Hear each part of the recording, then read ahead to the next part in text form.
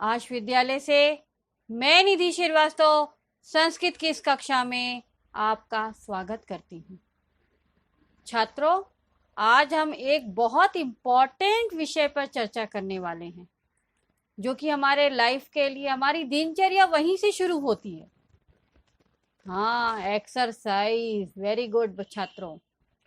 Now आज हम exercise के ऊपर बात करने वाले हैं, अर्थात व्यायाम के ऊपर बात करने वाले हैं कि व्यायाम। आज जो चैप्टर है उसका नाम है व्यायामः सर्वदा पथ्य, अर्थात व्यायाम यानी व्यायाम, सर्वदा यानी हमेशा, पथ्य यानी स्वास्थ्यप्रद है, अर्थात लाभकारी है। तो छात्रों, आप सभी लोग अच्छी तरह से जानते हैं कि हमारे जीवन में एक्सरसाइज का बहुत बड़ा योगदान है। जो व्यक्ति या जो छात्र एक्सरसाइज नहीं करता है उसकी बॉडी शिथिल होती है, और अगर हम एक्सरसाइज करते हैं तो हमारी बॉडी जो है वो स्फूर्तिदायक होती है, हमारी बॉडी में चैतन्यता होती है, हम कहीं भी आलस नहीं करते हैं।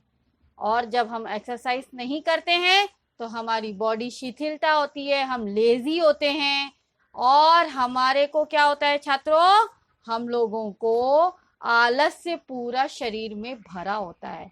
तो इसलिए हम लोगों को व्यायाम हमेशा करते रहना चाहिए, समय पर जब आपको टाइम मिले। ऐसा भी कोई जरूरी नहीं है, आज के युग में ऐसा कोई जरूरी नहीं है कि आपका खाली पेट हो तभी एक्सरसाइज कीजिए। आपको जब भी मौका मिले आप तभी 2-4 मिनट निकालकर अपना कीमती आप एक्सरसाइज कर सकते हैं। एक्सरसाइज से केवल शारीरिक फिटनेस ही नहीं होती छात्रों, मस्तिष्क भी हमारा बलवान होता है। इसलिए हमको अपने लाइफ में एक्सरसाइज जरूर करते रहना चाहिए। तो छात्रों, आइए आज हम देखते हैं एक्सरसाइज पर आधारित ये कुछ श्लोकों पर आधारित पाठ है, उसको हम लोग देखते हैं। तो देखिए छात्रों, क्लास 10 संस्कृत तृतीय पाठा व्यायामः सर्वदा पथ्य का प्रथमा भागा। प्रस्तुत पाठ में छात्रों हमने पाठ परिचय, हिंदी भाषा में अर्थ, शब्दार्थ, संधि विच्छेद, भाषिक कार्याम और प्रश्नोत्तर पर प्रकाश डाला हुआ है। तो आइए हम लोग पाठ परिचय को देखते हैं। छात्रों, प्रस्तुत पाठ आयुर्वेद के प्रसिद्ध ग्रंथ सुश्रुत संहिता के चिकित्सा स्थान में वर्णित 24वें अध्याय से संकलित है। अर्थात ये जो लेसन लिया गया है वो आयुर्वेद का सबसे प्रसिद्ध ग्रंथ कौन सा है? सुश्रुत संहिता। तो सुश्रुत संहिता के चिकित्सा स्थान में 24वें अध्याय में जो श्लोक संकलित हैं उन्हीं को यहाँ पर लिया गया है, यानी वहीं से लिया गया है। और सुश्रुत संहिता के आचार्य जो रचयिता हैं वो आप सब जानते हैं कि आचार्य सुश्रुत जी हैं। उनके ही नाम पर उनकी संहिता का, उनके काव्य का रचना किया गया है। तो इसमें आचार्य सुश्रुत ने व्यायाम की परिभाषा बताते हुए उससे होने वाले लाभों की चर्चा की है। लाभ यानी फायदे, ठीक है। तो जो भी हमको व्यायाम से वो होता है, प्रॉफिट होता है, उसके बारे में सुश्रुत जी ने व्यायाम की परिभाषा बताई है और बताया है कि व्यायाम करने से शरीर में सुगठन होता है, कांति होती है, स्फूर्ति, कांति यानी चमक, शरीर में चमकता आती। सुगठन यानी गठीला शरीर होता है, लुजलुजपन नहीं होता है, हम एकदम गठीले शरीर वाले होते हैं, जल्दी बुढ़ापा नहीं आता है हमारे शरीर में, हम एकदम टाइट बॉडी वाले होते हैं। और कांति यानी चमक होती है चेहरे पर। स्फूर्ति यानी मैंने आपको पहले ही बताया कि हमको लेजीपना नहीं होता, हम बहुत फुर्तीले होते हैं। नौ साथ ही सहिष्णुता और निरोगता आदि व्यायाम के प्रमुख लाभ हैं, यानी कभी बीमार भी नहीं पड़ते हैं। जितना व्यायाम करेंगे हमारा शरीर उतना ही निरोगी होगा, और हमारे अंदर सहिष्णुता यानी सहने की ताकत भी होती है। अगर हम व्यायाम करते हैं ना तो हमको कोई भी बीमारी अगर आती भी है कभी कदार तो हमको उसको सहने की ताकत होती है। तो इसलिए अपनी लाइफ में व्यायाम हमेशा करते रहना चाहिए छात्रों। तो आइए छात्रों, कुछ श्लोकों के माध्यम से सुश्रुत जी ने क्या बताया है हमको अपने जीवन के लिए, उसको हम लोग देखते हैं। तो श्लोक नंबर 1, पहला श्लोक देखिए छात्रों ध्यान से। शरीराया सजननम कर्म व्यायाम संगीतम तत्कृत्वा तु सुखम देहम विमृदनीयात् समन्ततः। अर्थात छात्रों, इस श्लोक का अर्थ करने के लिए हमको क्या करना पड़ेगा? सबसे पहले छात्रों आपको मालूम है अन्वय करना पड़ता है, और अन्वय करने के लिए हमको किन बातों का ध्यान रखना है? कर्ता कर्म क्रिया और इनके विशेषणों को उनकी अन्य विभक्तियों के साथ एक ही पंक्ति में सही ढंग से नियोजन करना अन्वय कहलाता है। तो छात्रों आइए श्लोक का हम लोग अन्वय करते हैं। शरीर आया सजननम, जब हम किसी वर्ड को तोड़ते हैं अन्वय में तो हम उसके बीच में स्लैश देते हैं, ठीक है। तो यहाँ हमने शरीर आया सजननम को तोड़ा है, तो क्या हो गया? शरीर आया सजननम कर्म व्यायाम संगीतम तत्कृत्वा समन्ततः तु सुखम देहम विमृदनीयात्। नाउ छात्रों, इसमें कुछ संधियां दी गई हैं, उसको हम ध्यान से देखते हैं। सबसे पहला है तत्कृत्वा, तत् प्लस कृत्वा, और शरीर आया सजननम, शरीर प्लस आया सजननम। नाउ छात्रों, हम सबसे पहले इस अन्वय का शाब्दिक अर्थ देखते हैं, ठीक है।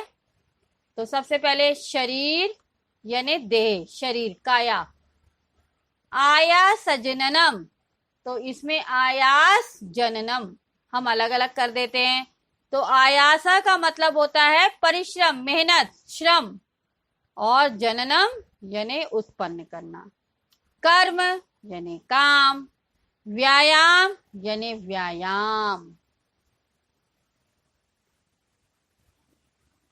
व्यायाम यानी कसरत या एक्सरसाइज, ठीक है छात्रों। नाउ नेक्स्ट वन, संगीतम यानी कहा जाता है या नाम दिया जाता है, तत्कृत्वा यानी उसे करके, तत् यानी उसे, कृत्वा यानी करके, समन्ततः यानी समान रूप से या पूरी तरह से, तू यानी तो, सुखम यानी सुख, देहम यानी शरीर, विमृदनीयात्, विमृदनीयात् का मतलब होता है मालिश करनी चाहिए, ठीक है। मृद यानी, विमृद यानी मलना, मालिश, तो विमृदनीयात् यानी मालिश करनी चाहिए। तो छात्रों यहाँ पर श्लोक क्या कह रहा है कि शरीर आया सजननम कर्म व्यायाम संगीतम, अर्थात शरीर आया सजनम यानी शरीर की जो परिश्रम है, शरीर का जो श्रम है, श्रम जन्य कर्म है, यानी हम मेहनत करते हैं, और अगर हम मेहनत रूपी काम कर रहे हैं तो वो क्या कहलाता है? व्यायाम कहलाता है। तो इसीलिए यहाँ पर कवि कह रहे हैं कि शरीर आया सजननम कर्म व्यायाम संगीतम, अर्थात शरीर का परिश्रम जन्य कर्म ही व्यायाम कहलाता है। छात्रों कोई जरूरी नहीं है कि आप एक्सरसाइज ही कीजिए, अगर आपका डेली का जो जॉब है वो भी अगर चलने वाला है या एक्सरसाइज वाला ऊपर नीचे करने वाला है या मेंटली आपको वो करता है, तो वो भी एक तरीके से आपकी एक्सरसाइज होती है, या आप मेहनत वाला काम कर रहे हैं तो वो भी एक तरीके से एक्सरसाइज ही होती है, ठीक है। तो इसीलिए वो कह रहे हैं कि शरीर का परिश्रम जन्य कर्म भी व्यायाम कहलाता है। तत्कृत्वा यानी उसे करके, समन्ततः यानी पूरी तरीके से या अच्छी तरीके से, तू यानी तो, सुखम देहम यानी सुखी देह की, जब हम एक्सरसाइज करते हैं तो हमारा देह कैसा है, शरीर कैसा है, सुखी है, और सुखी देह की हमको क्या करनी चाहिए? विमृदनीयात् यानी मालिश करनी चाहिए, ठीक है छात्रों। तो क्या कह रहा है कि शरीर का श्रम जन्य कर्म ही व्यायाम कहलाता है, उसको पूरी तरीके से अच्छी तरीके से करके सुखी शरीर की मालिश करनी चाहिए। ठीक है छात्रों, नौ शब्दा देखिए। आयासा परिश्रमा, संगीतमा जाता है, देहम शरीर, समन्तता पूरी तरह से, तत्कृत्वा वह करके, विरमितियात मालिश करनी चाहिए। एक बार अर्थ को आप ध्यान से देख लीजिए कि शरीर का परिश्रम जन्य कर्म कार्य ही व्यायाम कहलाता है। उसको अर्थात व्यायाम को करके अच्छी तरह से सुखी शरीर की हमको मालिश करनी चाहिए। नौ छात्रों, इस श्लोक का भाषिक कार्य हम देखें। शरीर आया सजननम कर्म व्यायाम संगीतम, तत्कृत्वा यहाँ पर संधि करके और क्या किया है, प्रत्यय बताया है। कृत्वा में क्री प्लस कत्वा प्रत्यय है। समन्तता तु सुखम, सुखम विशेषण है, देहम विशेष्य है, विमिर्नियात यहाँ पर क्या है, नियात जो है वो क्या है, आपका क्रियापद है। तो छात्रों, ये श्लोक यहाँ पर समाप्त होता है। आइए हम इसके ऊपर आधारित प्रश्नों को देखते हैं। पहला है एक पदेन उत्तरत। पहला क्वेश्चन देखिए एक पदेन का। व्यायामम कृत्वा किम विमृद्नियात, यानी व्यायाम करके किसकी मालिश करनी चाहिए, देहम शरीर की। नाउ नेक्स्ट, देह से आया सजननम कर्म का कथ्यते, यानी देह के परिश्रम रूपी कर्म को क्या कहते हैं, व्यायाम। नाउ नेक्स्ट वन है क्वेश्चन पूर्ण वाक्य यानी फुल सेंटेंस में आपको देना है। कीदृशम कर्मम व्यायाम कथ्यते, शरीराया सजननम कर्म व्यायाम कथ्यते। ठीक है, कौन सा कर्म व्यायाम कहलाता है, शरीर का श्रम रूपी जन्य कर्म ही व्यायाम कहलाता है। नौ छात्रों, निर्देशानुसारम उत्तरम। पहला, सुखम देहम अन्योपद्यो विशेषण पदम किम, यानी सुखम देहम ये दो शब्द हैं, इन दोनों शब्दों में एडजेक्टिव वर्ड कौन सा है, क्या है, सुखम।